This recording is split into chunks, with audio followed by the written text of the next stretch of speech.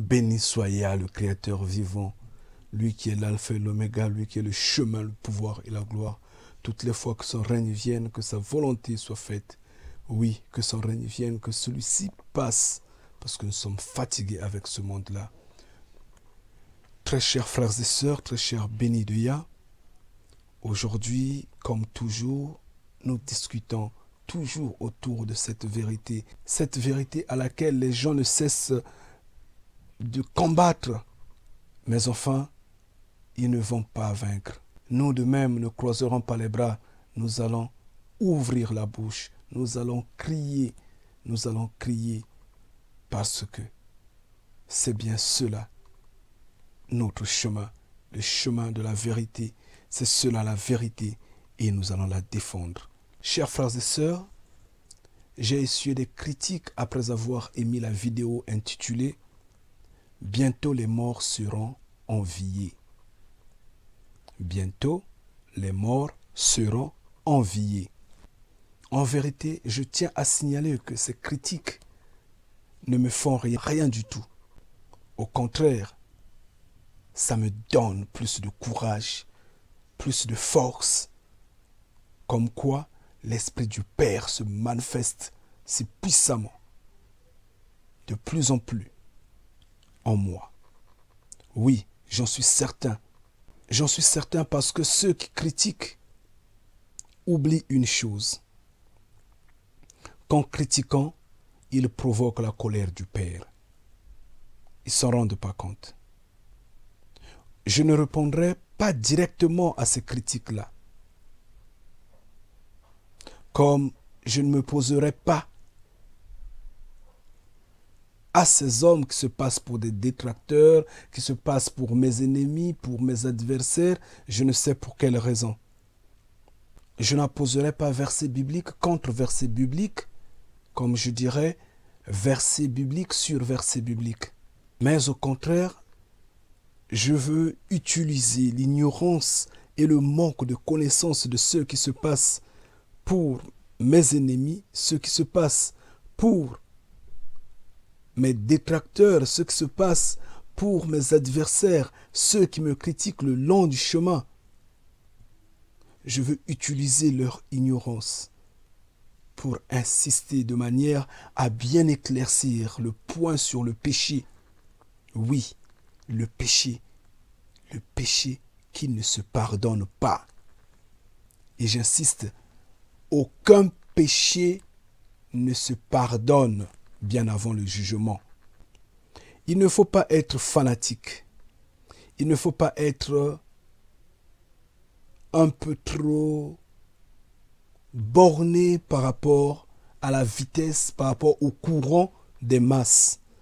Mais il faut au contraire faire preuve de maturité en réfléchissant. C'est important. C'est vraiment important. C'est pourquoi Paul disait renouveler la connaissance. Ne vous attachez pas à ce système de choses-là, mais au contraire, il faudra renouveler la connaissance. Si l'esprit qui est en eux, ces hommes qui me critiquent, si cet esprit-là n'arrive pas à saisir la force de la vérité que nous bénis de Yah, nous sommes en train d'exprimer, si cet esprit-là n'exploite pas la raison qui est en eux, alors qu'ils exploitent au moins leur intuition. C'est pourquoi l'apôtre Paul se demandait, disant, est-ce que la nature elle-même ne vous éduque-t-elle pas? Est-ce que la nature elle-même ne vous enseigne-t-elle pas? Et nous, bénis de Yah, nous nous étonnons, nous nous posons beaucoup de questions. Nous tournons autour de ce que ces religieux, ces fanatiques, ces aveugles, comment n'arrivent-ils pas à changer alors que eux-mêmes sont en train de crier que nous sommes à la fin du temps? Nous sommes dans les derniers jours. Malgré ce que l'humanité est en train de gémir dans l'ensemble, malgré les grincements de dents, malgré les pleurs, tous, nous les vivons, nous les voyons. Mais au contraire, ces mots sont en train de rendre les gens de plus en plus renfermés, fermés, durs et entêtés. Voilà qu'ils couvrent leur ignorance en alimentant les critiques, des critiques en vain. Et moi, je martèle. Je martèle en insistant que le péché ne se pardonne pas. Le péché ne se pardonne jamais. Aucun péché ne se pardonne bien avant le jugement dernier, j'insiste. Et donc je veux dire que la confession du péché est un piège. Oui, il est un piège que le Vatican a tendu aux religieux. Et tout le monde tombe dessus. Tout le monde se nargue là-dedans. Ils font le mal aujourd'hui, ils demandent pardon, ils refont les mêmes choses demain, ils redemandent pardon, et après-demain, ils redemandent pardon, ainsi de suite. Mais arrêtez, vous jouez avec la miséricorde de Yah. Vous jouez quoi, ça ne marche pas. Combien de fois on va vous pardonner? La Bible ne dit-elle pas que le péché, pour celui qui connaît la vérité, celui qui connaît la lumière, ce péché-là ne se pardonne pas? La Bible ne le dit-elle pas? Pourquoi vous laissez borner par des choses que les hommes ont établies?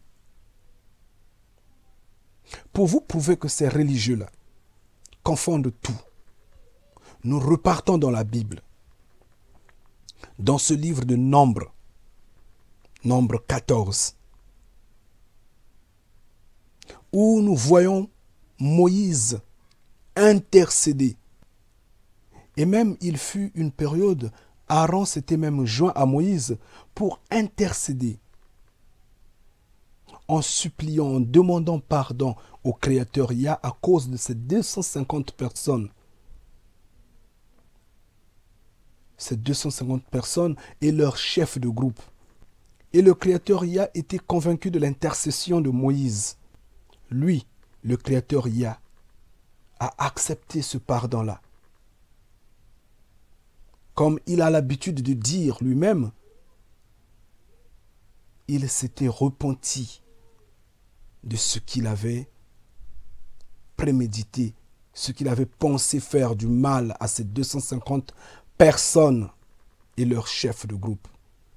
Nous repartons dans Nombre 14. Je vous prie de prendre vos Bibles et nous allons lire Nombre 14 à partir du verset 10.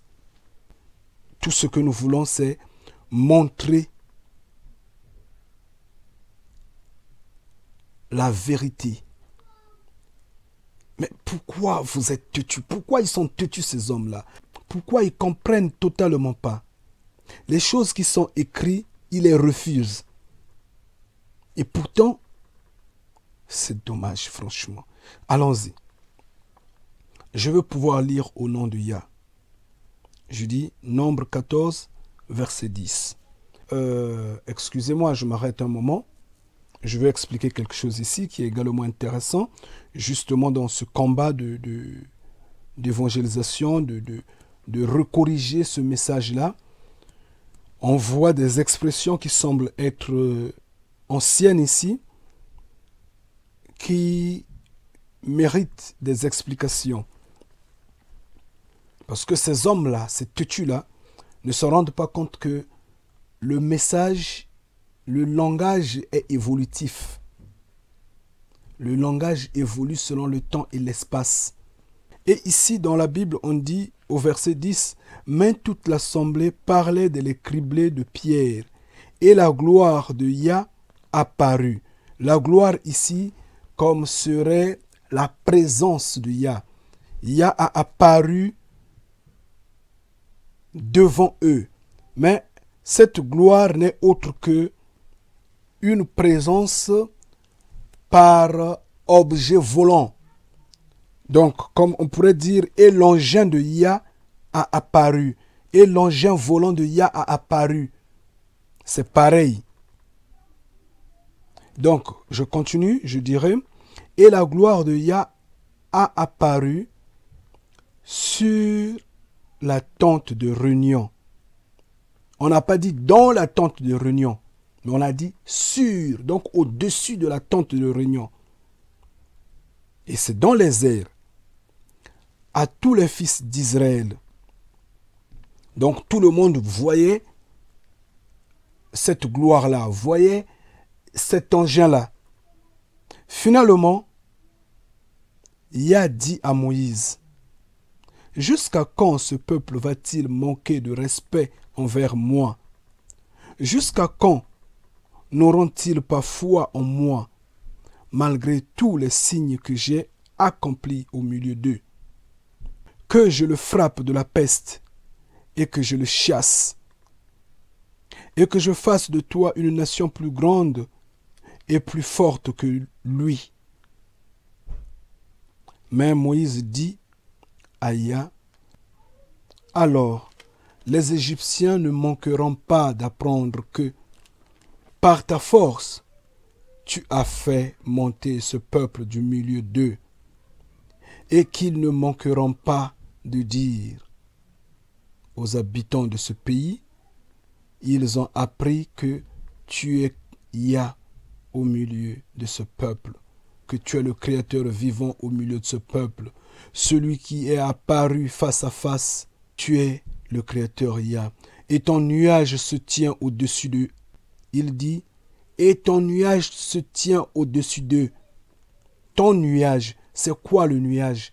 C'est pas cette masse nuageuse remplie de gaz et je ne sais pas quoi qui va bientôt faire pleuvoir la pluie. Mais ici, le nuage, Moïse voulait juste dire ton engin, ton appareil volant, comme on pourrait dire ton vaisseau spatial, on pourrait dire ton ovni, ton hélico, ton avion. Et ça, c'est une question de compréhension. Les religieux n'en comprennent pas. Les temps ont évolué. Et ici, il dit, ton nuage s'est apparu au-dessus d'eux. Et tu marches devant eux le jour dans la colonne de nuages. Donc ça se voit pendant la journée, on voit bien ces engins volants. Parce qu'il parle d'une colonne. Donc il y en a beaucoup qui les accompagnent. Il y a d'autres qui sont devant, d'autres qui sont derrière, les autres qui sont tout au bord pour que personne ne touche ce peuple-là. Donc ces engins volants font la protection du peuple d'Israël. Il dit bien la colonne, comme on pourrait dire cortège de voitures, file de voitures, file d'avions, cortège d'avions. Je ne sais pas comment l'expliquer. Mais c'est cela. Et la nuit dans la colonne de feu. La nuit dans la colonne de feu. C'est intéressant. Colonne de feu ici signifie tout simplement que pendant la nuit, ces engins volants-là allument leur lumière, éclairent. En éclairant, eux sur terre, ils se disaient, parce qu'à leur époque, il n'y avait pas d'électricité. Il n'y avait pas de courant électrique. Donc eux, ils se disaient que la nuit, c'est grâce au feu qu'on voit. Ce n'est que le feu qui éclaire. Donc du coup, ces engins qu'ils qualifient de colonnes de nuages, colonnes de nuée, la journée, parce qu'ils les voient. La nuit, ils ne les voient plus, mais ils ne voient que la lumière qui sort des cieux, des airs. Mais cette lumière enfile également en colonne. Et il dit colonne de feu. C'est question de compréhension. C'est simple à comprendre. C'est un problème d'homme. Il faudra le comprendre. Si tu faisais mourir, donc là c'est au verset 15, il dit, si tu faisais mourir ce peuple comme un seul homme, alors à coup sûr, les nations qui ont appris ta renommée diront ceci. Parce que le Créateur Yah n'était pas capable de faire entrer ce peuple dans le pays au sujet duquel il leur avait prêté serment, il a entrepris en retour à le tuer dans le désert. Il a entrepris à le détruire. Et maintenant, s'il te plaît, Créateur, ô Yah, que ta force devienne grande. Comme tu as parlé, disant, Yah est lent à la colère et abondant en bonté de cœur, en bonté de pensée, en bonté de foi, pardonnant la faute et la transgression. Mais en aucun cas, il n'accordera l'exemption de punition, faisant venir la punition sur la faute des pères, sur les fils, sur la troisième, la quatrième génération. Amen. Là, nous sommes au verset 18. Qu'est-ce qui est intéressant ici? Ce qui est intéressant ici, c'est que la grandeur d'esprit, la grandeur de foi, l'attachement qu'avait Moïse à ses frères, à ce peuple-là. Le Créateur y a dit à Moïse, je veux détruire ce peuple-là, je le rends à néant et je fais de toi, donc je veux bénir tes enfants. Je fais de toi une grande nation qui sera plus grande que ce peuple. Moïse dit non, Père, tu ne peux pas le faire. Tu ne peux pas le faire, laisse que je reste petit, que je reste une goutte d'eau dans ce peuple-là, mais que ce peuple demeure. Parce que il y a d'autres nations qui ont appris de toi ce que tu as fait de ce peuple.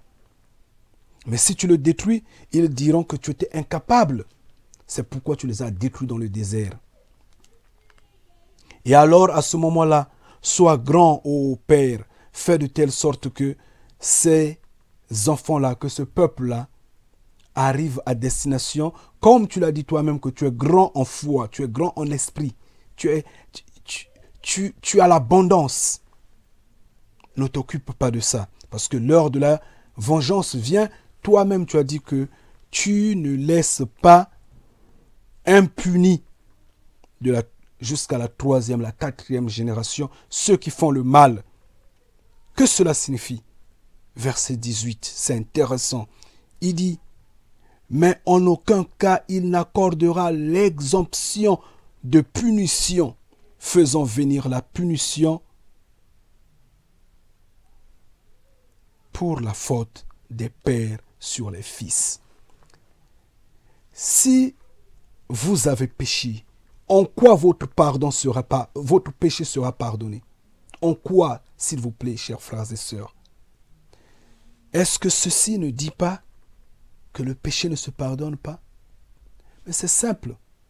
Vous avez commis un acte, mais le jugement arrive. Vous allez en répondre de vos actes. Ce qui est pur avec Yah, Yah se comporte en pur avec. Ce qui est impur, Yah entraîne à la désobéissance, à la destruction, et c'est cela, ça c'est comme ça. Donc, si ici, il dit, on continue, au verset 19, il dit, pardonne s'il te plaît la faute de ce peuple, selon la grandeur de ta bonté d'esprit. Et comme tu as pardonné à ce peuple depuis l'Égypte jusqu'ici. Au verset 20, alors le Créateur y a dit, oui, je pardonne selon ta parole. Il dit, je pardonne. Le Créateur y a dit, je pardonne selon ta parole. D'autre part, aussi vrai que je suis vivant, toute la terre sera remplie de la gloire de Yah. Amen. Il dit, aussi vivant que je suis,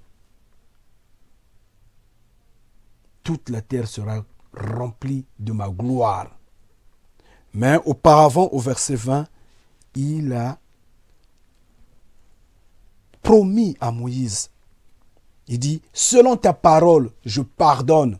Donc, il était convaincu de ce que Moïse l'a proposé, ce pardon-là.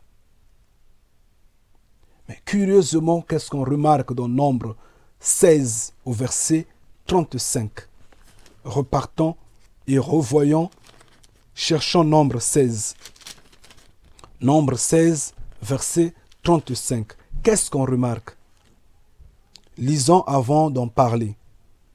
Et un feu sortit de la part du Créateur Yah et se mit à consumer les 250 hommes qui offraient l'encens. Point. Et je dirais Amen. Donc, dans Nombre 16 au verset 35, le Créateur Yah, le même Créateur Yah qui venait pourtant de pardonner dans Nombre 14. Le même peuple. Si vous voulez bien le comprendre, vous pouvez lire tout Nombre 14 pour comprendre que ce sont les mêmes 250 personnes qu'il va détruire maintenant là. Mais pourquoi il a changé d'avis? Alors qu'il a déjà dit à Moïse que oui, je pardonne selon ta parole. Le péché ne se pardonne pas, je vous le dis en vérité. Les religieux, vous vous trompez en vous voilant la face derrière ce que les hommes ont fait, ce que les hommes ont établi. Le Vatican vous a induit en erreur. J'insiste, le péché ne se pardonne pas. Et donc, le Créateur, s'est passé, c'est un passé du pardon et de l'intercession de Moïse. Il a détruit ces hommes-là, il a détruit ces 250 personnes et leurs maîtres. Mais par ailleurs, dans Nombre 16, versets 20 à 22, on a vu Aaron et Moïse intercéder pour la même cause. Intercéder pour supplier le Créateur Yah. Et tout ça n'a même pas marqué un instant, ça n'a rien changé. Yah a accepté, mais il les a détruits. Pourquoi il les a détruits encore? Quand vous lisez Jude est clair, il dit, vous condamnez ce que vous ne connaissez pas. Satan est une autorité. Même quand il se battait il disputait avec l'archange Michel, je pense bien, ou Gabriel, sur le corps de Moïse. L'archange Gabriel ou Michael n'avait pas osé injurier Satan. Il avait au contraire dit que le Père, que Yah lui-même te réprimande, que Yah lui-même te juge. Mais parce qu'ils se connaissent. Parce qu'ils savent que ils sont établis dans une autorité qui est bien repartie selon les tâches. Chacun a son rôle qu'il joue. Et on ne s'injurie pas. Mais vous qui ne connaissez pas, vous ouvrez vos bouches pour vous faire condamner vous-même. Voilà que vous commettez péché sur péché en demandant pardon après pardon. Mais ça se consomme. Aucun péché ne se pardonne quand vous connaissez que c'en est mauvais ce que vous êtes en train de faire. Ce n'est pas moi qui le dis, c'est la Bible qui le dit. Et Jude a tout expliqué. C'est pourquoi je vous ai toujours appelé de lire Jude. Il y en a beaucoup de versets bibliques, on peut en prendre tout. Vous allez comprendre. Aujourd'hui, cette histoire dont nous parlons, cette évangélisation, cette vérité que nous, bénis de Yah, sommes en train de faire passer, ceux qui connaissent, notamment ces leaders, ces chefs religieux-là, ceux qui se passent pour des maîtres, savent que nous disons la vérité. Savent que eux, ils ont trompé longtemps, mais la vérité les a rattrapés aujourd'hui. Ils le savent. J'insiste que nous disons la vérité. Ce n'est qu'une question de compréhension. Eux, ils trompent, ils savent qu'ils trompent. Et nous, nous sommes en train de dire la vérité. Ce n'est qu'une question de compréhension. Mais ceux qui ont goûté à la graine du Vatican ne veulent totalement pas comprendre cela. C'est leur problème. Nous, on ne va forcer personne. Ce n'est qu'une question de langage. Mais le langage est évolutif selon le temps et l'espace. Ça, on l'a toujours dit. La Bible de la Genèse à l'Apocalypse montre un créateur affectif, un créateur qui a des émotions, un créateur qui pleure, un créateur qui regrette, un créateur qui se lamente, un créateur qui mange, qui boit. Mais quand on le dit, les gens s'énervent, les gens se révoltent. Mais pourquoi vous révoltez? Quelque chose qui ne vous appartient même pas. Vous avez été seulement créé. Mais vous voulez rendre saint ce que vous croyez alors qu'il n'existe pas. Et ce qui est saint, qui existe, qui vous dit, mais qui possède les mêmes propriétés que vous avez, vous dites, non, non, non, c'est pas ça. Donc, vous rejetez vous-même la lumière. Ça ne marche pas. J'ai émis beaucoup de vidéos, beaucoup de versets bibliques dans lesquels se présente un homme sentimental, en chair et en os.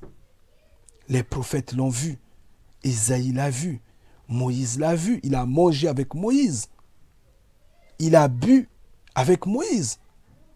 Même Jéthro, le beau-père de Moïse, l'a vu, ils ont mangé ensemble. Abraham l'a vu, Abraham l'a lavé les pieds. Ézéchiel l'a vu, Daniel, le prophète, n'en parlons plus. Jean l'a vu assis au milieu de 24 vieillards. Quand on dit, les gens doutent.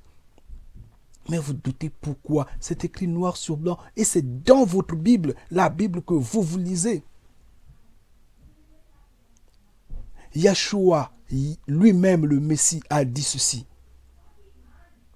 Dans les cieux, il y a des enfants, il y a des femmes, il y a des hommes. Il dit, bien que vous, les fils d'Adam, bien que vous, les hommes de la terre, vous êtes nombreux. Pourtant, vous mourrez. Combien de fois ceux qui sont dans les cieux, qui naissent sans cesse et ne meurent jamais? Vraiment, chers frères et sœurs, ça ne vous dit rien? Vous mettez tout ça en doute? Vous vous opposez à tout ça, vraiment? Alors que vous-même, vous ne pesez pas, vous n'avez rien de saint en vous. Mais ceux qui ont établi la théologie en étudiant ce soi-disant Dieu, ce créateur esprit, sont eux-mêmes ignorants. Le créateur Yah ne s'étudie pas. Comme dit ma sœur Noblesse, c'est une abomination de l'étudier. Le créateur Yah se révèle lui-même par le cerveau que vous avez qui émet les ondes réceptives par lesquelles le Saint-Esprit s'est posé en vous. Yah se révèle. C'est évident et c'est facile à comprendre. Yah va dire si vous obéissez, si tu obéis. Pourquoi il va dire si, s'il connaissait ce qui va arriver totalement? Pourquoi il va dire que ce que ce peuple-là est en train de faire, je ne l'ai jamais pensé auparavant. Jamais ça ne m'était venu dans ma tête. Pourquoi Yah va le dire? Mais c'est parce que c'est un homme. C'est parce que c'est un homme qui a été surpris par la construction de la tour de Babel, de ce programme aérospatial. Un homme qui a été surpris par les réactions des hommes qu'il a créés, dont il va regretter pourquoi avoir créé les hommes. Un homme qui a été surpris par les réactions de Yarobam quand il va dire pourquoi je l'ai établi roi d'Israël. De même pour Saül, il va dire pourquoi je l'ai établi. Je regrette de l'avoir établi roi. Mais s'il savait qu'il va le décevoir, pourquoi il avait établi roi? Et pourquoi donc il va le regretter? Des expressions comme nuage, nuée, c'est un langage ancien, c'est rempli dans la Bible partout, mais qui ne s'explique que simplement comme serait ovni, vaisseau spatial, avion hypersonique, hélicoptère, objet volant, c'est tout, c'est un engin volant, nuée, nuage. C'est simple. Mais ça, on ne le comprend pas. Et pourtant, c'est clair dans la Bible. Et c'est un peu partout dans la Bible. C'est un peu partout. Ézéchiel a vu des engins volants. Qui n'a pas vu les engins volants? Franchement, des expressions comme ça, comme gloire, colonne de feu, nuée, esprit, c'est des expressions simples à comprendre. Le cœur qui n'est autre que le cœur à notre temps actuel, qui n'est autre que le cerveau. Lui-même, Yeshua a dit, heureux ceux qui ont le cœur pur, puisqu'ils verront le Créateur Yah, le cœur pur.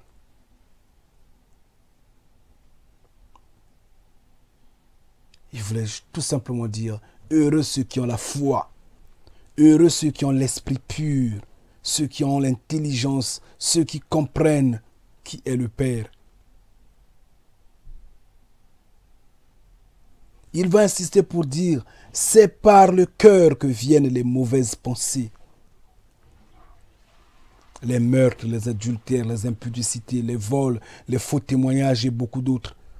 C'est par le cœur que ça vient. Mais en vérité, on réfléchit avec la tête. On réfléchit avec le cerveau. On ne réfléchit pas avec le cœur. Donc c'est pourtant dire que le religieux est dépassé. Le religieux n'est pas intelligent. Le religieux ne comprend pas. Le religieux fait juste le suivisme, le fanatisme. Et le religieux est un aveugle, puisqu'il ne comprend pas que l'esprit n'est autre que esprit, n'est autre que pensée, n'est autre que intelligence. Il ne comprend pas.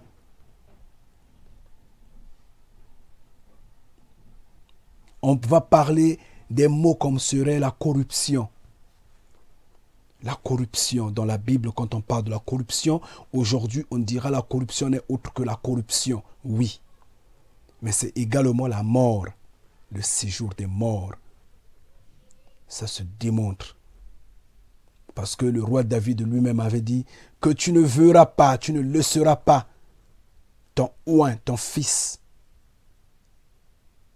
perdu dans la corruption, dans le séjour des morts. Et également, le Messie a été élevé, tiré de la mort. C'est ça. La corruption n'est autre que la mort. Il y en a assez. Je ne veux pas rester là à tarder dessus, à discuter avec des gens qui ne comprennent pas.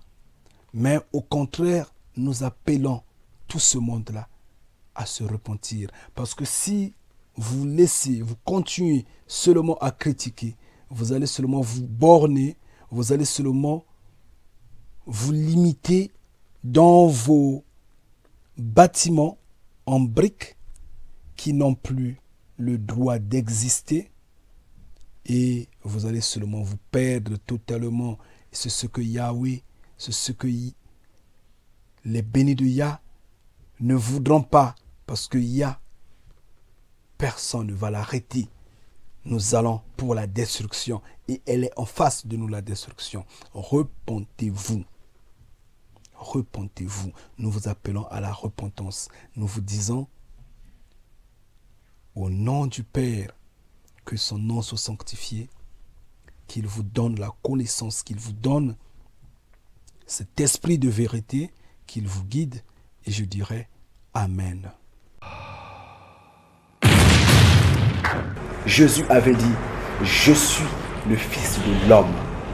Il n'avait jamais dit, je suis le Fils de l'Esprit, n'est-ce pas? Il faut réfléchir. Il faut réfléchir. Quand on vous dit la vérité, vous boitez parce que vous marchez sur les épines. Je comprends votre doute. Je le sais. Mais Yahvé fera que vous l'acceptez. Même si vous la refusez, elle est une vérité. Elle va vous percer. Elle va vous toucher. Vous avez des yeux voilés. Ouvrez vos yeux. Le cerveau. L'heure est arrivée pour vous repentir. Je répète et j'insiste.